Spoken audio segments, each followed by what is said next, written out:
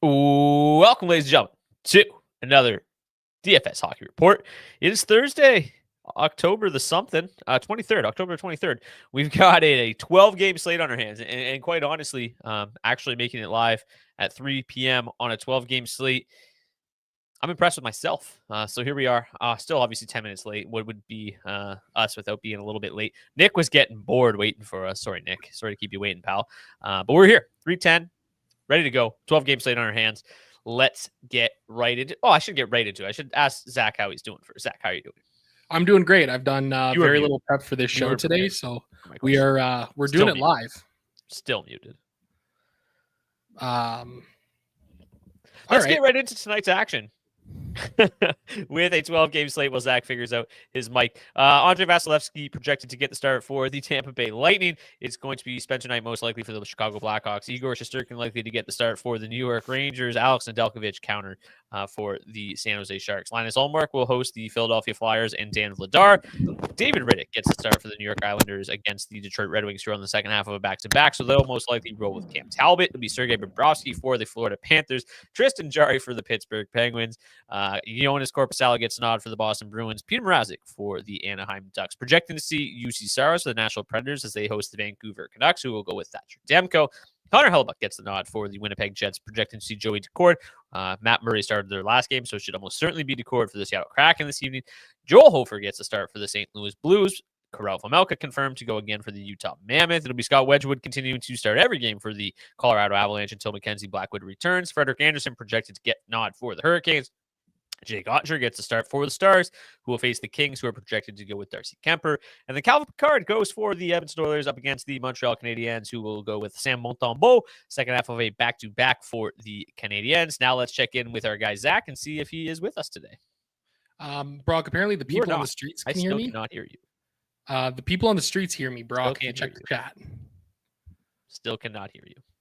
What is going on?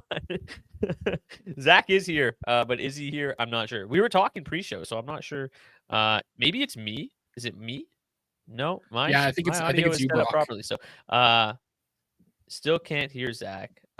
Wait, you guys can hear Zach, but I can't hear Zach. It's me.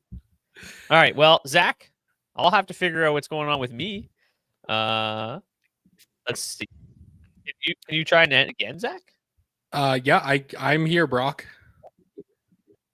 I'm here. Times. I don't think you can hear me, but I'm going to start to break down the first game of the night. I don't know if you can read lips at all. Oh boy, guys, what's going on? So this is great show here today on the DFS Hockey Report.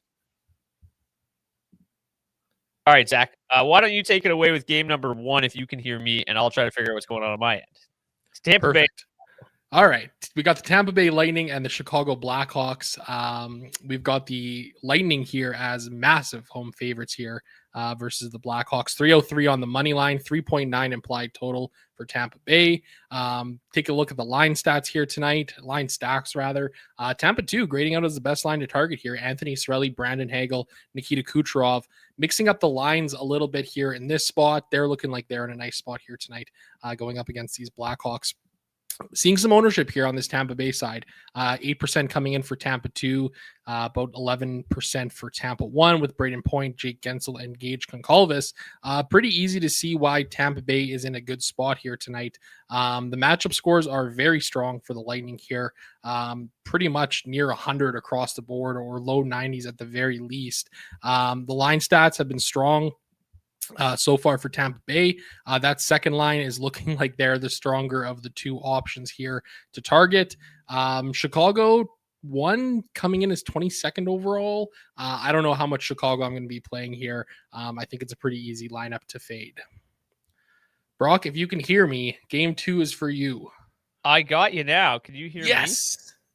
You're coming through my computer speakers, so we'll see how this goes. But all right, I have no idea what you said about that game, but should be fun. Okay, New York and San Jose. At least we can hear each other. The Rangers coming in at minus 282, home favorites. Obviously, the Sharks giving up goals basically at will right now. The Rangers the highest implied total on the slate. I'm a little bit frazzled, I'm not going to lie to you. Let's get into it. The Rangers drawing massive ownership tonight. Not surprised, obviously, with the Sharks in town. So the top line of the Rangers grades out fourth best, Panarin, Zibanejad, Will Cooley.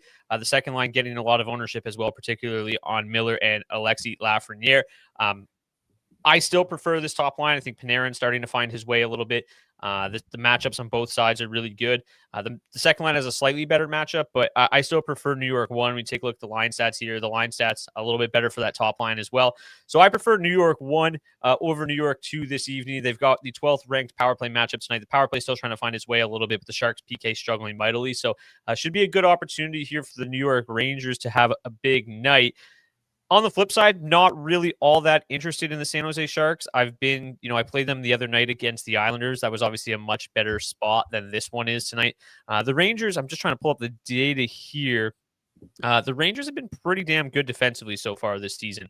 And then Igor Shesterkin getting the start obviously doesn't help. I've got the Rangers grading out as a top 10 defense so far this year. So really a difficult matchup here for the Sharks, one that I'm probably not going to get to, although the field is getting to the top line at about 5%. If I were to play San Jose at all, it would be through that top line at 16,400, but I just don't think there is a real reason to get to the Sharks in this matchup on a massive 12-game slate. Hopefully I can still hear you, Zach. Game number 3 is for you, bud. I hope you can hear me. Can you still hear me? Yeah, let's go. We're so back here, folks. We are so back. Game number 3 on the night, we've got the Philadelphia Flyers paying a visit to the Ottawa Senators. Senators home favorites here, minus 152 on the money line, 3.3 implied total, 2.7 for the Philadelphia Flyers. I'm not sure how much I love this game. I think there's a couple spots that I like, but both these teams have been playing some fairly solid defensive hockey to start the season here, especially at 5-on-5. Both teams have been really strong and really not generating a ton offensively either. So to me, this kind of has the feel of a bit of a lower scoring kind of grind them out game. The top 2 lines are probably the only lines that I would target here in this game. Ottawa 1 grading out as a 23rd best overall, $16,500. Philadelphia 1, $15,800 to full stack. Not much ownership really coming in on this game at all. I mean, Ottawa 1 is seeing 7.7% ownership, which I guess is a fair amount. But that Flyers top line coming in with just 2.6% ownership. Tim Stützle has had a lot of success against the Flyers in his career, which is a super random team for him to have had success against. In 12 games played in his career, 8 goals and 16 points.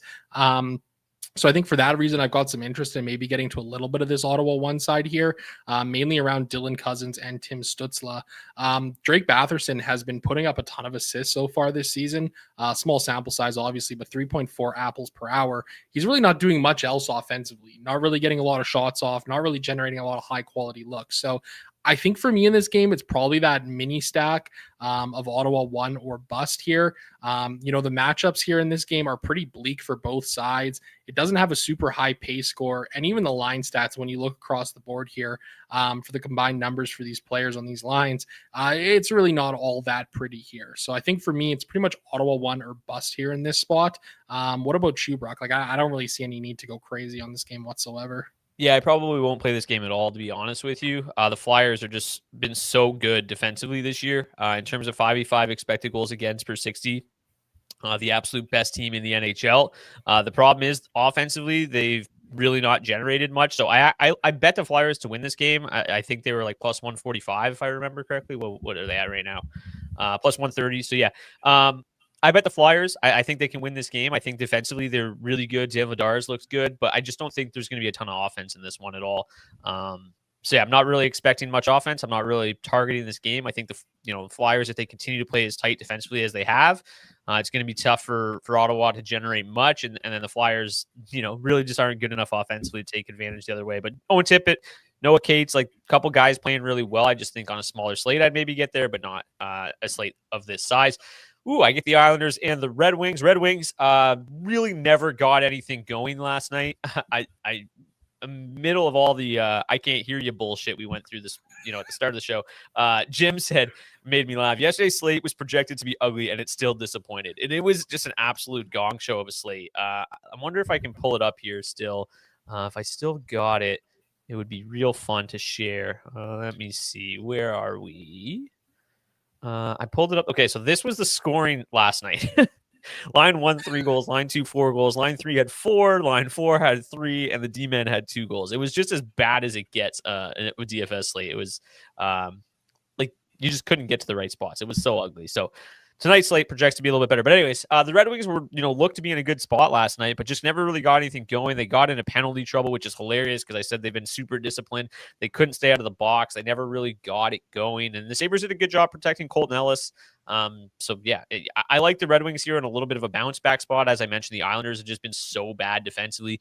They grade out really well here. The Red Wings matchups look quite good on paper. So I think the Red Wings have, a bit of bounce back potential. I do, have some concerns about the Red Wings 5v5 offense. It's really not been, all that good so far this season. So back to back, I think this is another one of those games where I don't expect a ton of fireworks, but the Islanders have been playing in some very high event games this year. And I do think that there's still the potential that this game gets high scoring. The Islanders second line grades out really, really well in this one. Let me pull up the entire stacks here for this game. So yeah, Islanders 2 grades out in the top 10. Duclair, Barzal, Palmieri grading out about 7% ownership. I don't mind them tonight, but again, Cam Talbot's been so good. I just don't think on a 12-game slate, I feel like it's necessary to jam the Islanders in.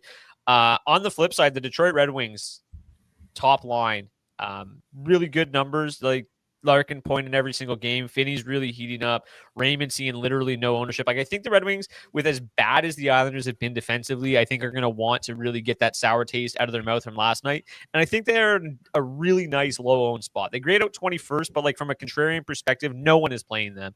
And yeah, Big Save Dave had a big night against the Oilers, but I think what you can also take away from that game is he had to have a big night or the Oilers would have ran the Islanders out of the building. They are just downright terrible defensively in terms of 5v5 expected goals against.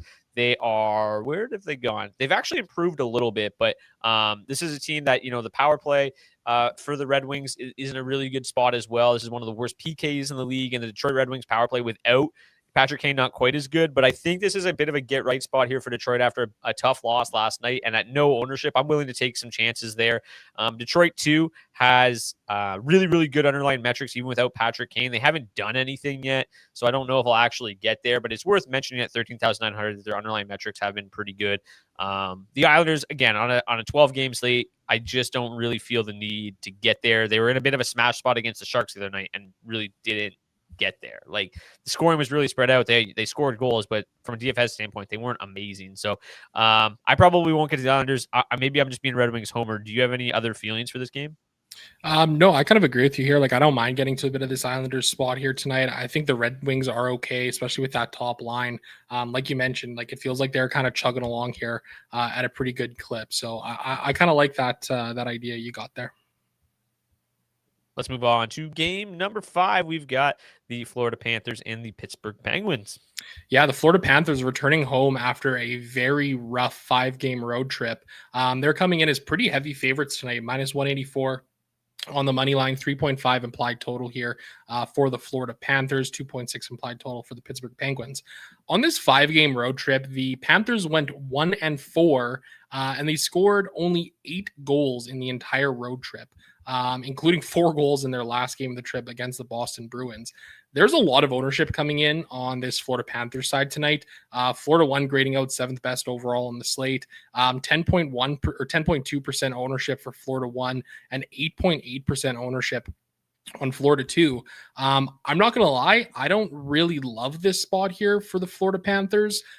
They've been struggling to generate offense here. And granted, yeah, they just put up 4 against the Boston Bruins. But the Bruins are not a very good defensive hockey team whatsoever. And the Penguins have actually been playing surprisingly good hockey to start the season. They're really getting bailed out by their goaltending. A 920 or 930 save percentage at 5-on-5 so far for them. Their penalty kill has been fairly solid as well, all things considering to start the year here. I just can't really get behind this ownership that the Panthers are seeing tonight. That top line has been struggling to score so far this season. Like the second line too, like there's just not been a whole lot of good things happening there. I guess the saving grace for this Panthers side is that the matchups look pretty good for them. I just don't necessarily know if this ownership is warranted here on such a big slate for, the top two lines of the Panthers to essentially be seeing 20% total combined ownership. That feels far too high for me, Brock. Like I'm almost considering just staying away from this Panthers side entirely here tonight. Pittsburgh doesn't look like they're in an absolutely terrible spot or anything like that. Pittsburgh won, grading out as the 11th best line to target overall on the slate tonight. Sidney Crosby is still doing Sidney Crosby things this year. Yeah, the shot volume maybe isn't there, but still scoring goals and putting up a good amount of points. And he's done so against the Panthers in his career. 30 goals and 68 points in 53 games played. I don't mind the idea of playing some Tristan Jarry tonight. I think he's a bit of an interesting chalk buster in terms of goaltenders. $7,300. He's projecting for about 8% ownership, which is, a fairly decent number given the size of this slate. He's the 5th highest owned goaltender tonight. And you're also seeing the Florida Panthers soaking up a ton of ownership here. This feels like a bit of a weird game to me. And these ownership numbers and the things that we're kind of seeing here, I just don't know if I can get behind this Panthers side tonight. Like I said, the offensive struggles have been real here. I guess the idea is, coming back home, they've got a 4-game homestand here. They're going to see the Penguins, Golden Knights, Ducks, and Dallas Stars. Maybe the thought process is people are thinking that, now that they're back home, they're going to kind of get right here against this Pittsburgh Penguins team. But it doesn't really feel like it's necessarily a get right spot for the Penguins either. I don't think the Penguins are a team that are necessarily a get right spot at this point in the season. So I'm going to definitely be coming in under the field here on this Florida Panthers side tonight. Yeah, I kind of agree. I think the one line that on paper should be good is that top line, right? For Hagee, Bennett, Reinhart at 17,400. I think the price tag is what's really making people play them. The Penguins certainly not the best defensive team in the league, but they're not terrible. They're kind of middle of the pack. So, if Tristan Jarry has a bad game, yeah, Florida can get there. If he has another solid performance, which he's 2 for 3 so far, they're certainly not going to pay off the way things have gone. And the underlying metrics don't suggest that they're really going to break out of this funk. They're only averaging 46.9 Corsi for per 60. They're only controlling 42.9% of the shot attempts. They, 2.44 expected goals for per 60, 24 scoring chances. This is a top line on paper, small sample size that looks good, but has not really come together yet so far this season. So we talked about the other day with the Oilers. This is a team that played a lot of hockey at the end of last year. I do think it's going to take some time for this team to get going. Even in a pretty cushy matchup, I agree with you that ownership's probably not something that I'm going to get to tonight. I do like the Pittsburgh Penguins more in the betting market than anything, but I think it would be silly not to consider playing Pittsburgh 1 at 1% ownership. But as bad as kind of the offense has been for the Panthers, defensively, they're still a pretty good team. And I still think that Pittsburgh one's underlying metrics as well have been fairly underwhelming. So Florida, just really not a team that I want to target. They're still pretty solid defensively, even though they gave up 3 to the Bruins somehow the other day. Let's get on to the Bruins and the Ducks. This one, the Ducks are so funny, man. I just still, not entirely sure what to make of them. Boston has not been very good defensively. They're kind of towards the bottom third of the league. Same with the Ducks. So I think opportunity-wise here, there is the opportunity for this game to be relatively high scoring. You take a look at the stacks here. Boston 1 is going to see a lot of ownership. David Pastrnak, I think, is the highest projected owned forward on the slate by a wide margin. Yeah, 5% higher than any of the Rangers players that are seeing a ton of ownership. So everyone's going to get to Pastrnak tonight. Around 20% on a 12-game slate is pretty wild. I think it's warranted, obviously, with Peter Mrazek getting the start. Then you got Jonas Korpisalo in the other crease. This is probably the highest implied total on the slate. Is it going to actually pay, get there? Kind of remains to be seen, right? I don't think either offense, particularly at 5v5, is very good. The Bruins 5v5 expected goals for per 60 this year towards the bottom of the league. The Ducks 5v5 offense towards the bottom of the league. So whether or not either team is good enough offensively to kind of get there, we'll see, right? Obviously Anaheim 2 without Cutter Gauthier doesn't feel quite as good. Now he moves up to the top line. I think that is obviously an interesting spot. The matchups here for Boston 1 are phenomenal, pretty decent on the Ducks side of things.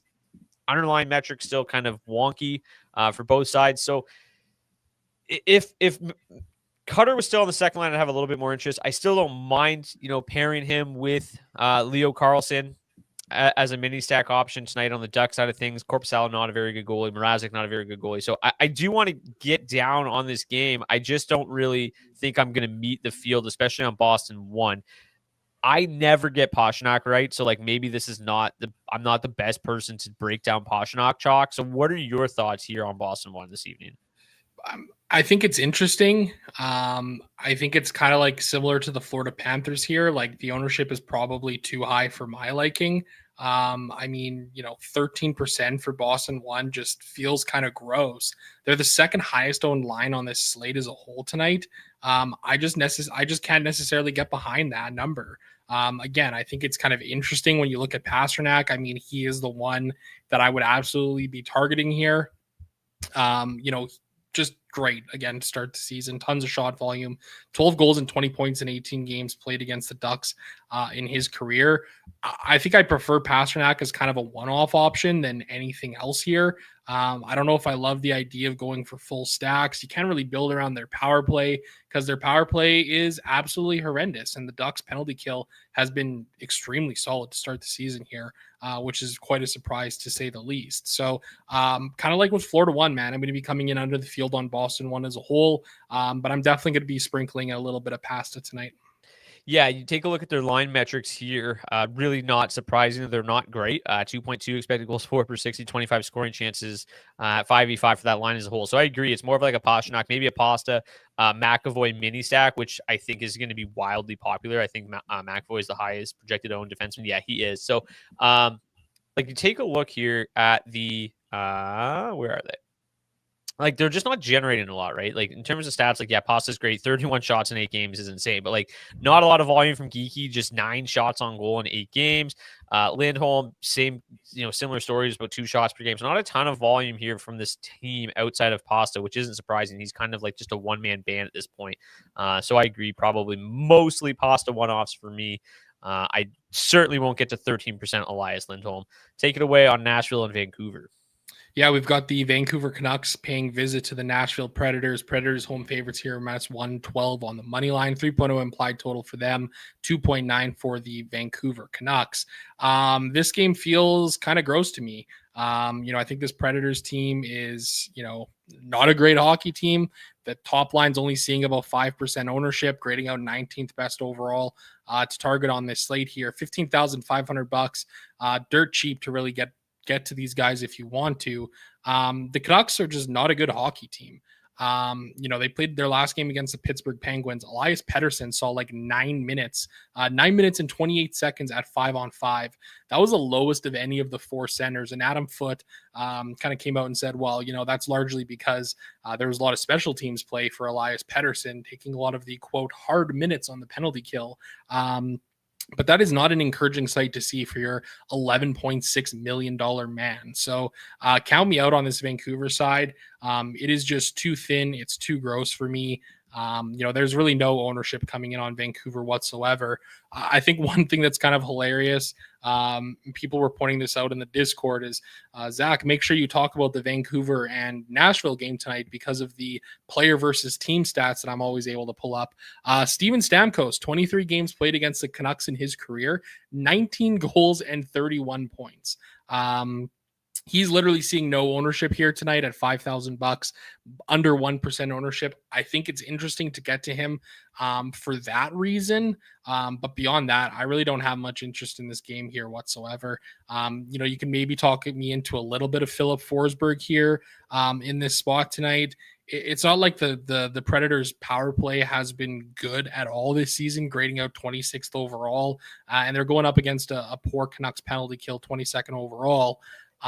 That's probably the only angle I'm really willing to attack here with Stamkos. It is kind of funny though, because Elias Pettersson in 17 games against the Predators in his career, 11 goals and 20 points.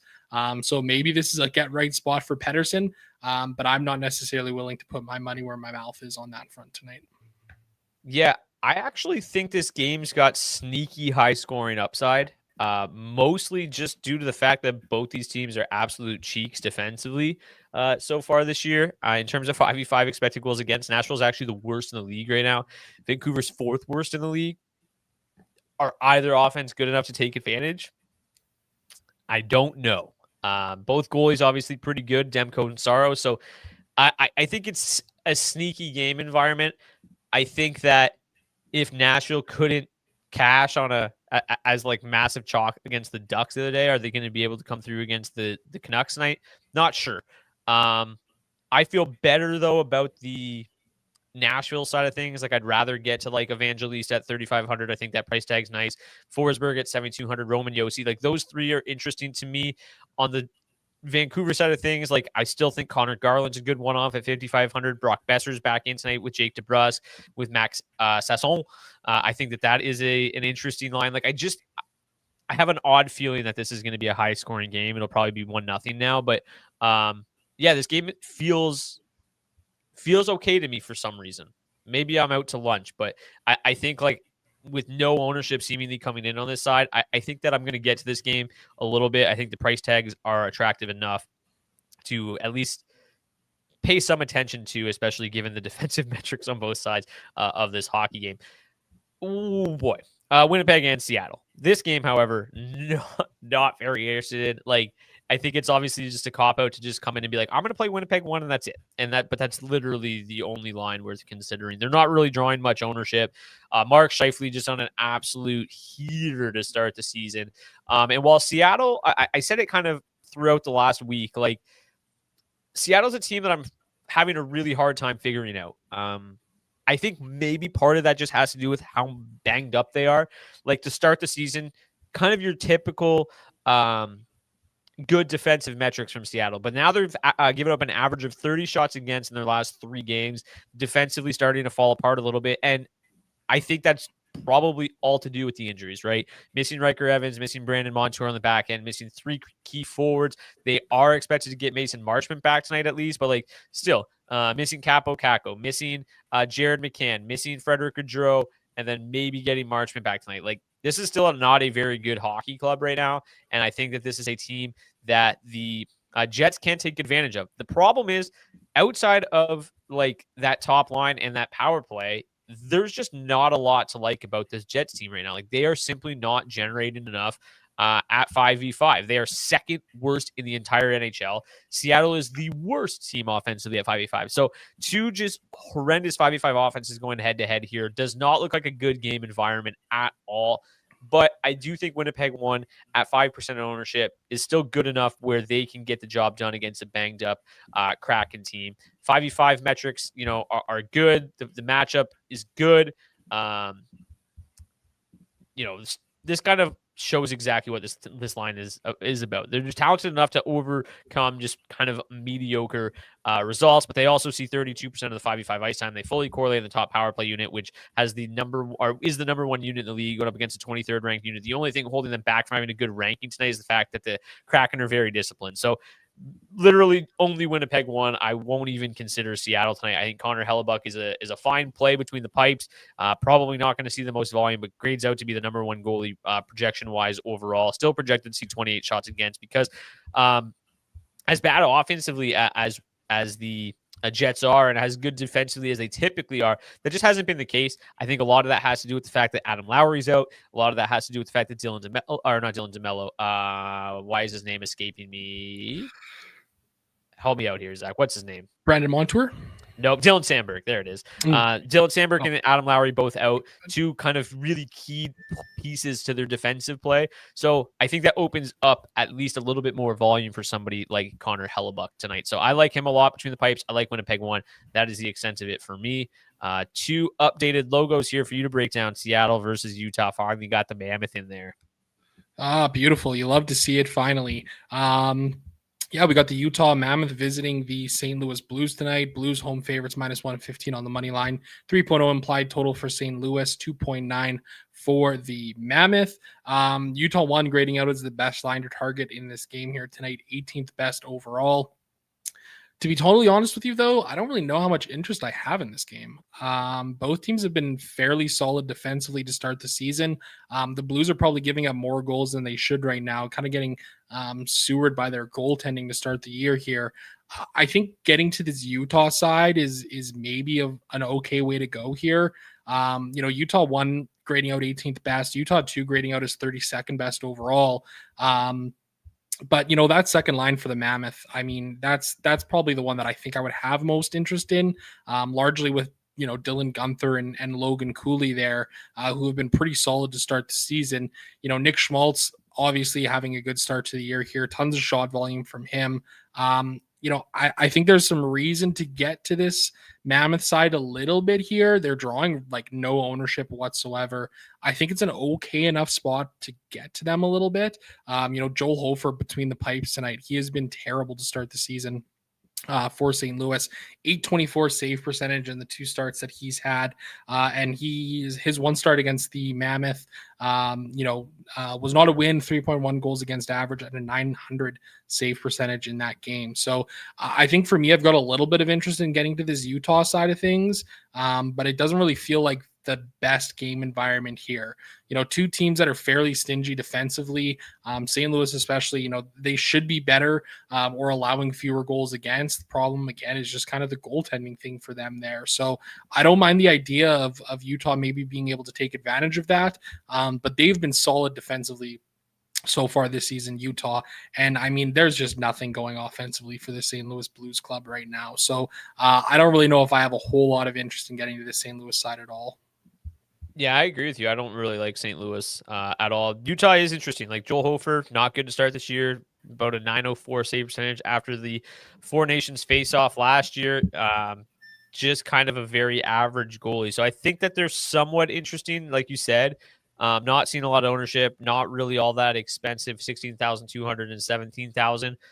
I don't know when it comes, push comes to shove, if I will really end up getting here. The charts don't love them here. St. Louis, to their credit, or I guess, they're moving things around. Buchnevich, Thomas, Kyrou back together, Holloway, Shan, Neighbors together. Like they're shuffling things around, trying to find some offense, but I don't think this game against Utah is the one where that happens. Utah has been really, really solid. So yeah, overall, not a lot of interest in that contest. Colorado and Carolina, I think should be a really fun one. 2 teams that, about as good as they get. You basically get 25 cents on home ice. So this is essentially a neutral site pick 'em at this point. 2 of the best clubs in the league. And there is none ownership coming. I know none ownership makes no sense, but like literally 0 ownership coming in on Colorado 1. None. I think that's wild. Yes, they're almost $23,000. Yes, the matchup is about as bad as it can possibly be.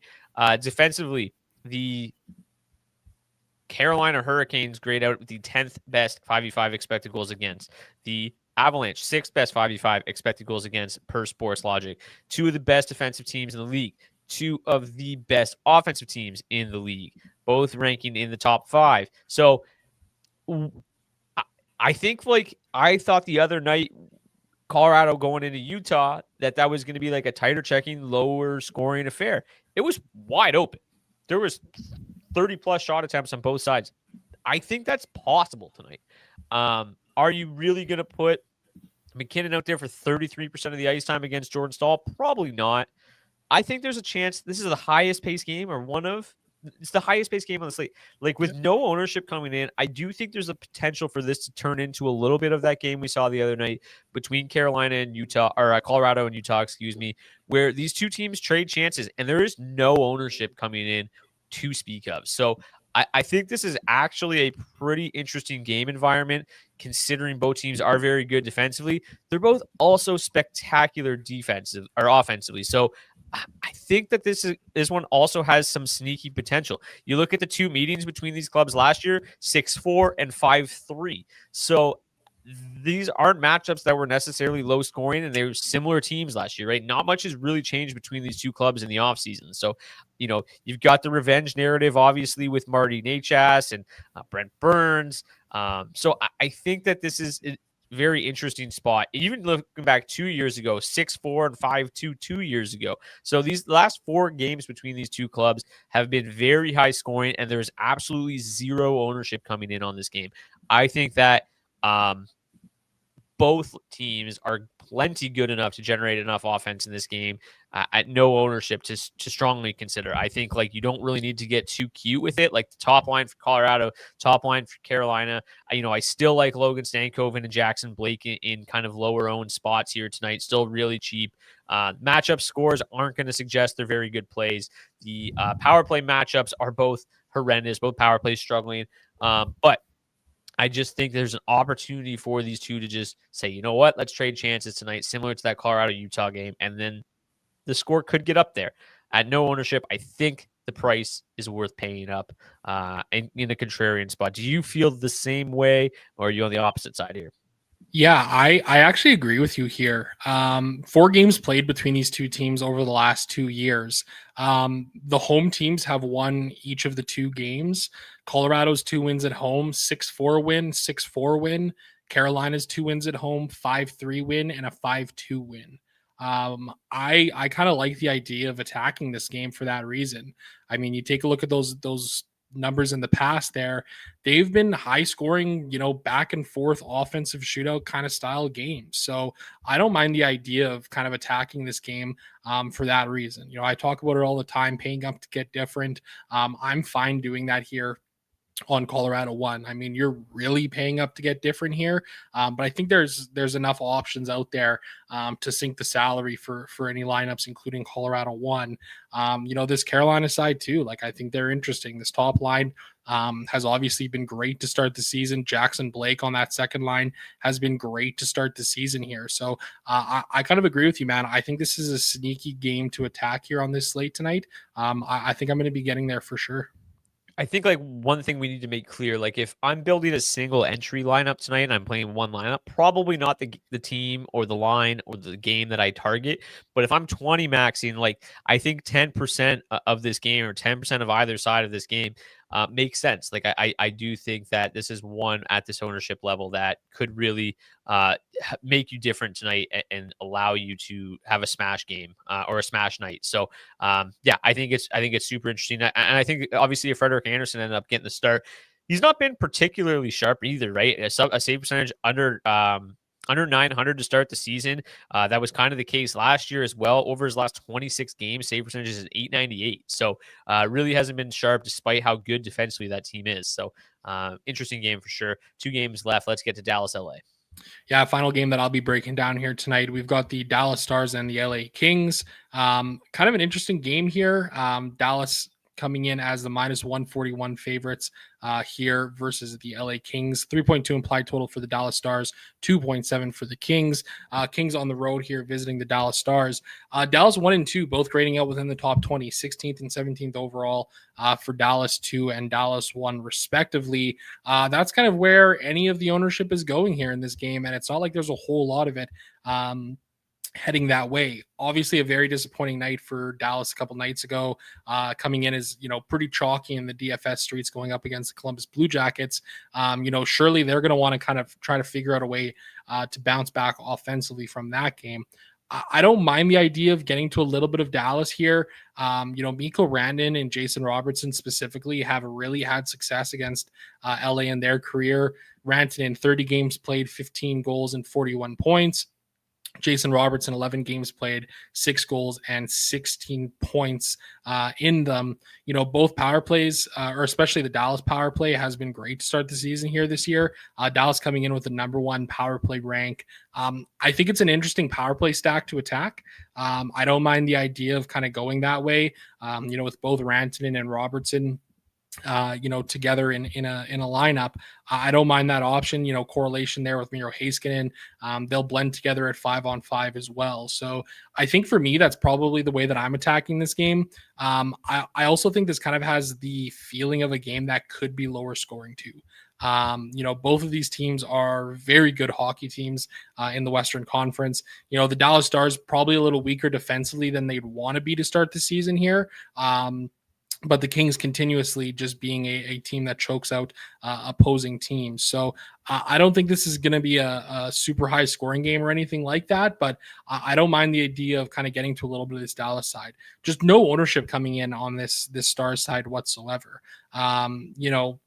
We were expecting Kempe to be up there with Quentin Byfield and Kevin Fiala the other night. They decided to change their mind at the last minute. Joel Armia up there on LA1. I just don't really know if I have any interest in getting to this Kings side of the ice tonight. These guys have struggled in their careers going up against the Dallas Stars, except for Andrei Kuzmenko with 2 goals and 6 points in 5 games for some reason. Kyle said it best. Dallas ruined me the other night as well. So I'm a little bit bitter about that, but I'm kind of willing to go back to the well here with really low ownership and some solid history for these guys against the Kings. Yeah, this kind of feels like one of those spots where it's like we were pretty well all in on them 2 nights ago and they just shit their pants. And then now it's like if you don't play them, they're going to have a big game. I just looking at the data. I think it's hard for me to be like, yes, I'm in. LA is just so good defensively. No Anze Kopitar, but 4th best 5v5 expected goals against per 60. Dallas has actually improved their 5v5 defense, which has been really nice to see after struggling last year. But LA grades out in the top 5 defensively for me. Dallas basically middle of the pack. I just don't know if there's going to be enough goal scoring here to be optimal for me. Where there could be enough goal scoring to be optimal is in Edmonton this evening. Montreal coming in on the second half of a back-to-back. I don't know if I'm 100% correct, but I think I saw the Calgary Flames had 75 shot attempts last night. They did. They had 75 shot attempts against the Canadiens last night. Were they able to convert? No, they're the Calgary Flames. Of course they weren't. But who could possibly do that is the Edmonton Oilers. They are very good.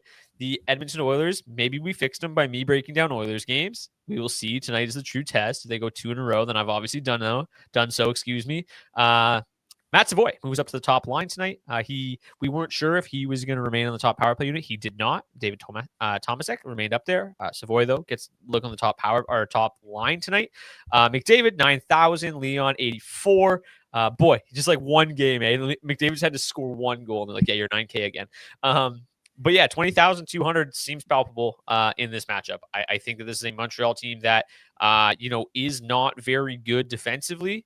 They don't grade out too poorly this year, but second half of back-to-back, they just got 75 shot attempts to the worst offense in the league last night. I think that the Oilers can certainly get there. They grade out number 1. I'm definitely interested. The matchup looks great. The underlying metrics, no surprise when you put Leon and Connor together, are unbelievable. Matt Savoy really helps keep that ownership down. And I think that one thing, Zach, and you can speak to it much better than I can, is Matt Savoy is just not a name. He's not just a body. He is a good prospect that is going to be a good player in this league. And this is a phenomenal opportunity for him. And if he can really take advantage of this, he could be a guy that sticks in this top 6 throughout the season. I think we saw him have a decent amount of success last year playing with Leon. So I'm very excited to see what Savoy can do tonight at $2,800. Easily one of my favorite value options on the slate. Yeah, I definitely agree with you. Savoy is a really, really interesting player here. It's kind of been a quiet start to the season for him, in terms of, scoring or anything like that or putting up points. 1.2 individual expected goals per hour of ice time so far. Like to see a little bit more shot volume from him, but I think he's got the opportunity to do that here. Above all else, he's got a coach that really trusts him. Chris Knoblaw is a big Matt Savoy fan. Talking earlier today about how skilled he is, how well he sees the ice. He's not necessarily a big body or anything like that, but he's got speed. He doesn't shy away from getting it on the forecheck. And for the winger that plays opposite of McDavid and Draisaitl, or with them, I should say, that's kind of the biggest thing that they need from that third player up on that line is somebody to go win puck battles. I don't know if Savoy's going to win a ton, but he's going to put a hell of an effort in out there. I also kind of wonder if we might see him back up on power play 1 tonight, just because of the fact that he is getting that bump up to the top line. It wouldn't surprise me in the least if Tomasek remained up there. But I think that's an interesting angle to kind of look at.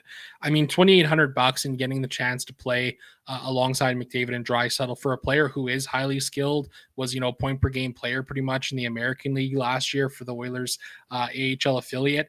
It really just feels like it's a matter of time until Savoy kind of breaks out. And I think this is very clearly the opportunity for him to do so. McDavid and Draisaitl, 1.3 points per game in their career, going up against Montreal. The Oilers are always a team that seems to do better on home ice than they are on the road. And especially after this road trip where, they went 2-3 and played really 5 terrible hockey games, I think this is a spot where they're going to be coming out extremely hungry on home ice tonight. So, maybe I'm a fool for going back to the Edmonton one well here, but I really like this spot for them tonight. They're grading out as the number one line to target overall on this slate tonight. And I have really no issue getting there. Just 10% ownership for them. Savoy up there helps keep that salary down, $20,200. Fire me up Edmonton tonight. Yeah, I mean, all I got to do is look at this chart here and where is it?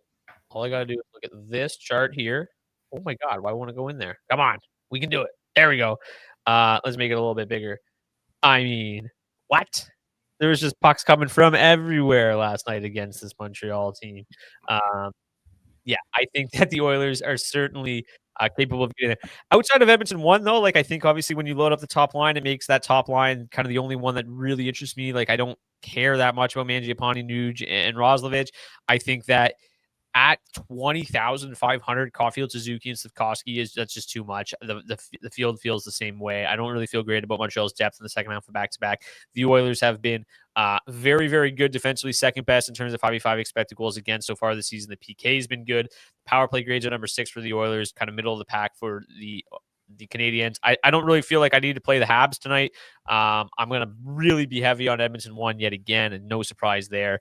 Savoy, great value option. Do you have any interest in the Habs before we get to the D-men and the goalies? I think there's an argument to be made for getting to a little bit of Montreal 1. Caulfield, 4 goals, 7 games played, or 4 goals and 7 points in 8 games played. 5 goals, 15 points, and 19 for Suzuki. A mini stack of those guys is probably the only route that I would go. Beyond that, really not much interest in this Montreal 1 side. There's no doubt about it. I am ready to get hurt by Edmonton 1 again. Oh, of course. Kyle says, why would you not have Savoy if you have McDavid? I'm not sure if we said that, but definitely if you're playing McDavid or Leon, you might as well include Savoy. Not only does he help keep the salary down, but he also obviously has tremendous correlation there. Let's get to the defensemen and the goalies. We'll start with the highest owned defenseman of the night, McAvoy, Fox, Shabbat. Matthew Schaefer, $5,500. He leads all defensemen in points still. Is that still the thing? That is, I believe, still the thing. Yeah. That's outrageous. Good for him. In terms of our favorite value defenseman tonight, Matthew Schaefer, number 1 value defenseman on the slate tonight. Pretty good game, I guess, against the Red Wings in the second half of back-to-back. Ekholm just continues to grade out tremendously well. Shabbat, one of the highest owned defensemen on the slate, I think makes sense at $4,400. Jake Wallman scored in overtime the other night. Not sure about his celly, but that's kind of just Jake Wallman for you, $4,100. I think that I think he's fine at that price tag. Our guy Mike Riley seeing additional minutes, I think, always makes sense. Brady Shea, I think that's going to be a sneaky high-scoring game, and if you don't want to go all in on it, getting cheaper pieces of it like Brady Shea makes sense. Alexander Nikishin seeing additional minutes with the injury to Gostisbehere. Obviously, where's Andre Miller? He's the one that's still on PP1, $4,200. Definitely interested in him. Anybody else really sticking out to you, Zach, that I haven't talked about yet? Not really. I mean, you look at the value rankings here, and it's these defensemen between that $3,500 and $5,500 range that are looking like they're really good plays tonight. It doesn't feel like we're getting as many sub 3K options on a regular basis here. Sam Malinsky, I'll continue to shout him out. Great shot volume from the blue line for him in his limited minutes. Dmitry Shimashev up on Utah 1 at $2,700, I think is an interesting play. Solid shot and solid block volume from him. Beyond that, it starts to get pretty thin the rest of the way for these cheaper defensemen. Let's take a look at the shot block odds. Let's see if there's anybody really jumping out there tonight that could be a decent option.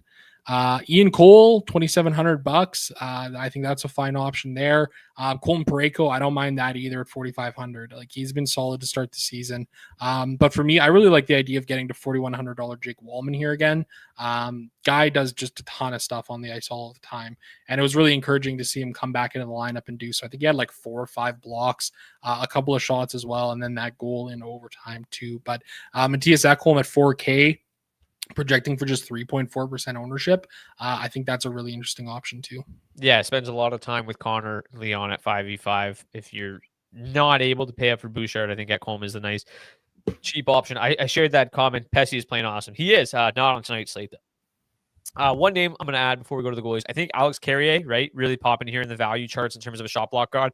If that team gave up 75 shot attempts to the Flames last night, I think this is a team. I think they're going to give a lot of shot attempts to the Oilers tonight, and he's a guy that is never shied away from standing in front of a shot or 20. Let's get to the goalies tonight. I already mentioned Connor Hellebuck with the kind of Jet struggles. I do think there's going to be a decent enough volume there. He's projected for the 3rd most volume on the slate. I think that's a little high, but I think it's possible. Vasi probably not going to see a lot of volume and really hasn't played that well. I think $8,500 might be a little steep. Shesterkin grades as the number 1 goalie overall. He's been unbelievable. Great matchup against the Sharks. 2nd highest implied win percentage on the slate. Outside of that, like obviously Wedgwood, if he could see a ton of volume, I just think that is going to be a higher scoring game. I don't know if I'm necessarily going to get there. Who else is on this slate? Like, I don't mind UC Saros at $7,500. I think that I like Nashville in that game. The injuries in Vancouver, just nobody to play center. And even with nobody to play center, they still aren't giving Elias Pettersson any minutes, which is wild. I like Karel Vejmelka, just not projected to see a lot of volume, but he's been playing great. The Blues offense is pretty shit. Don't mind Cam Talbot. He's been unbelievable this year. I think the Red Wings can certainly bounce back and win that game. $7,400, a nice price there.